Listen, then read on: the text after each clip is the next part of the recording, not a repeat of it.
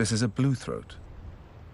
It's October, and it's on its way south from mainland Europe or Scandinavia. He's heading for northern Africa in search of better winter weather. Quite often during the migration season, lost American birds land on the Isles of Scilly. Having taken a wrong turn on their migration flights from North to South America, they've crossed the Atlantic by mistake. This is one of them, a pectoral sandpiper. It's flown 5,000 kilometers across the ocean before reaching the first piece of land, and it's found St. Agnes Island in the Isles of Scilly. It'll be very hungry.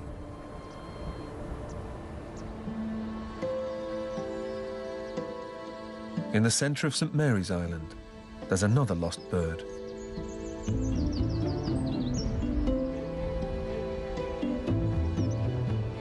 For obvious reasons, it's called a lesser yellow legs.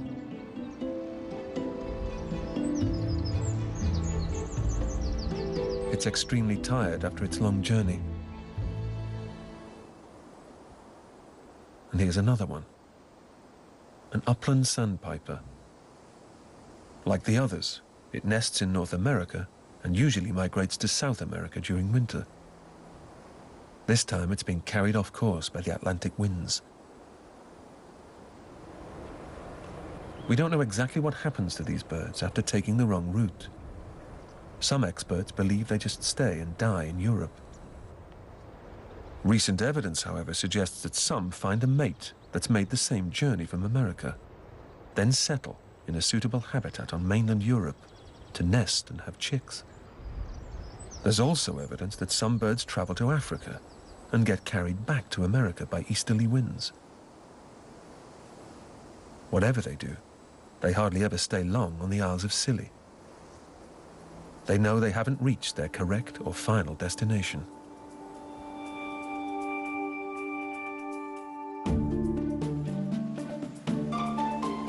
Ireland, the Emerald Isle.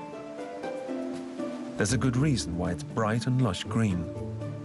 The prevailing westerly winds from the Atlantic guarantee moisture for rich plant growth pretty much all year round. One of the best woodlands in Ireland is at Glengarriff, near the southwest coast. Glengarriff Wood is typical of old deciduous woodland found in northwestern Europe.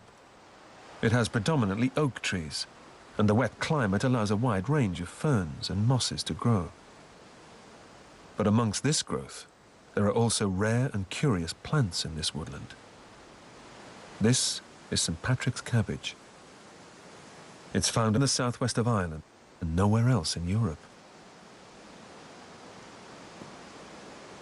Why grow only in these two places?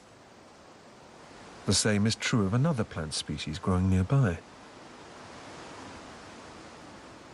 This is kidney saxifrage, named for its kidney-shaped leaves.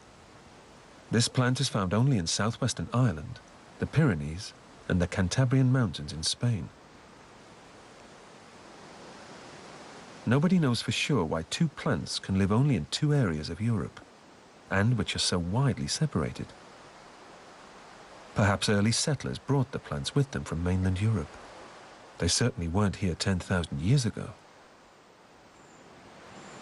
Virtually every plant and animal, including this wood mouse, living on the woodland's floor, made its way to Ireland after the last ice age. How and at what point different species colonized Ireland largely remains a mystery. Some were brought here by people. Some may have made their own way soon after the Ice Age, when land bridges may have existed between Britain and Ireland. Some were carried by the wind, or may have drifted here on the sea. We'll probably never know. But once isolated and established on an island, plants and animals often develop into forms that are special to a location.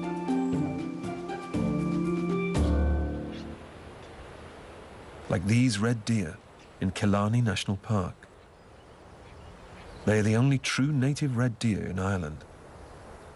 And they've been here since the end of the last ice age. Although red deer are widespread throughout Europe, And there are other breeds of introduced red deer elsewhere in Ireland. These are special. They're pure native stock, and they very nearly became extinct here around 30 years ago.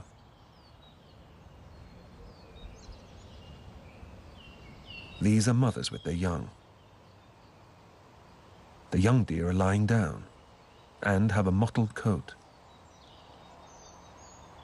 When they're hiding in dense undergrowth, they're impossible to spot. The adults seek added security by staying close to the edge of the trees. At the first sign of danger, they'll retreat into the forest.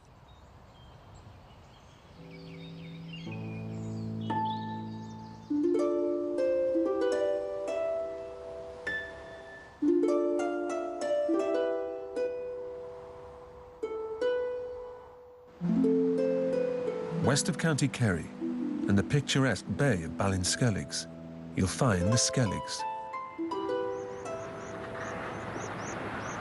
It would be difficult to find two islands so close to each other and yet so unlike anywhere else in the world.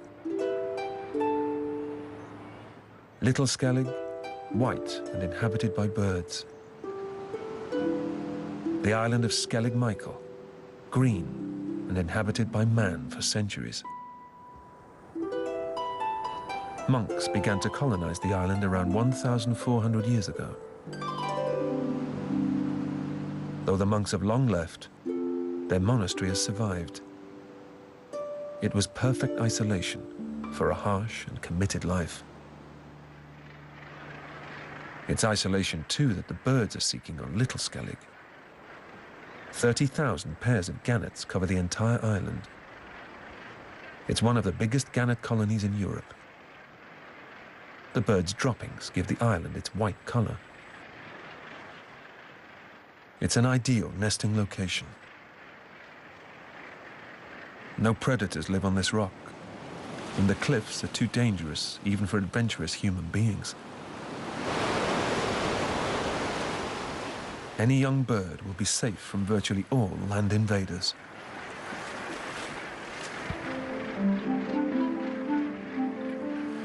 It's also convenient for catching fish.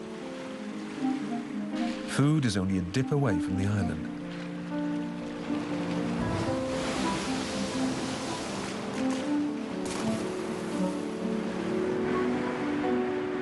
If the rock above the water isn't enough of a wonder, the 70 meters of rock that lies beneath the surface is also teeming with wildlife.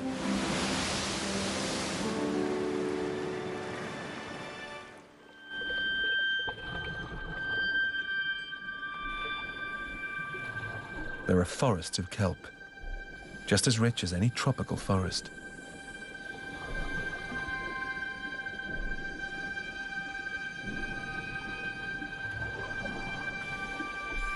There are thousands of anemones with many different colors. The majority are dahlia anemones. They'll eat just about anything that gets caught in the tentacles, including small fish and crabs. These are jewel anemones, similar to the ones we saw in the Channel Islands.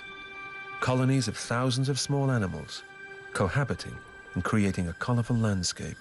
Like dahlia anemones, they're common along North Atlantic coasts, but their number here is unusually high.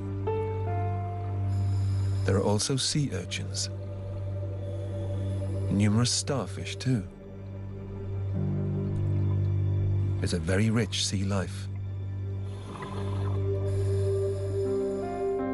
The sea is fertile partly because of the excrement of thousands of gannets that's continuously falling into the water.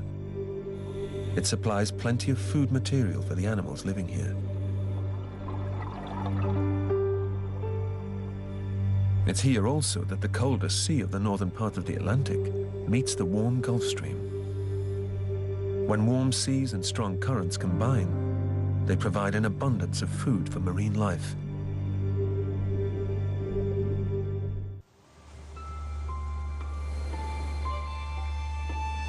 On Ireland's Atlantic-facing coast, there's a constant battle between the sea and the land. This struggle has led to the formation of spectacular landscapes. Powerful waves eat away at the rocks to create perilous cliff faces.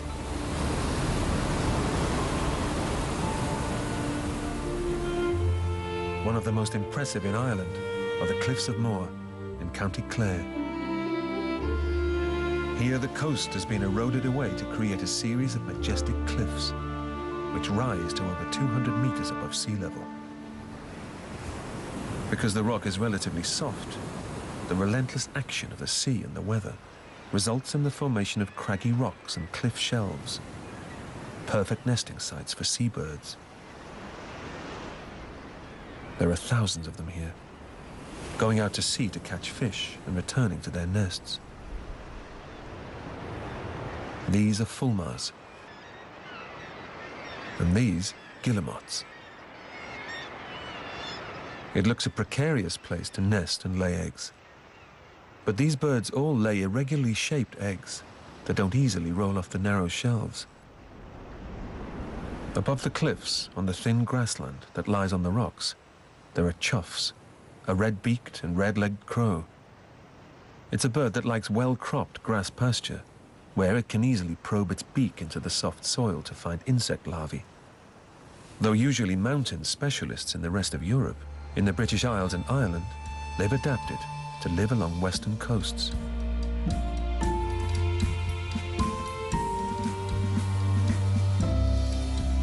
Ireland may not have a vast range of species or a varied wildlife, but what it does have is a few natural wonders, some of which are unique in Europe.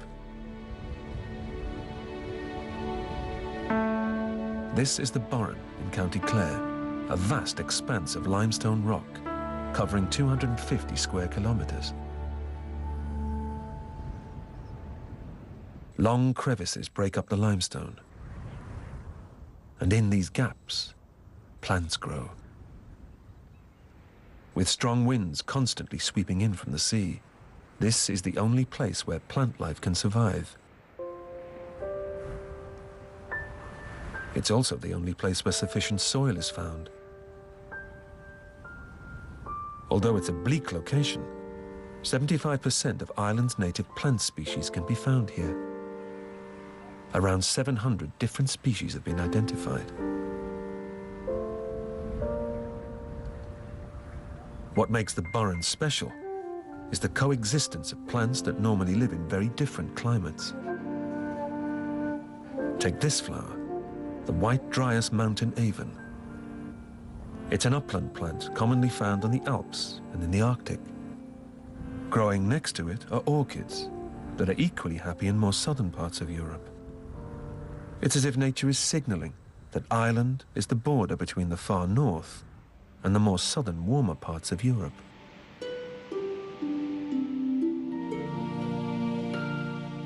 All along the Irish coast, there are many more islands. And because of their isolation, a few have become havens for wildlife. Inishbofin, in County Donegal, is a sanctuary for a secretive but noisy bird.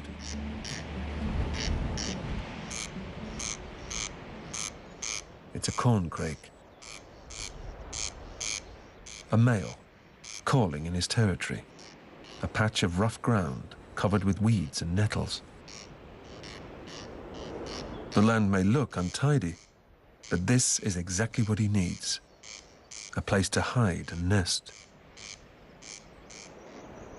Only rarely do you see this bird. He'll keep himself well hidden. But even secretive birds have to occasionally show themselves during the breeding season. He's flown all the way from Africa to nest here. The female is somewhere in the undergrowth, sitting on eggs. Corncrakes aren't particularly rare birds. They can be found throughout Europe during the summer.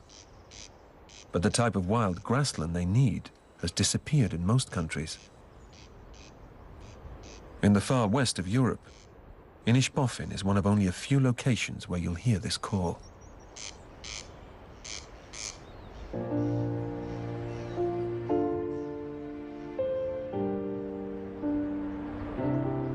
The islanders' way of life on Inishbofin hasn't changed for decades. nor has the nature of the land.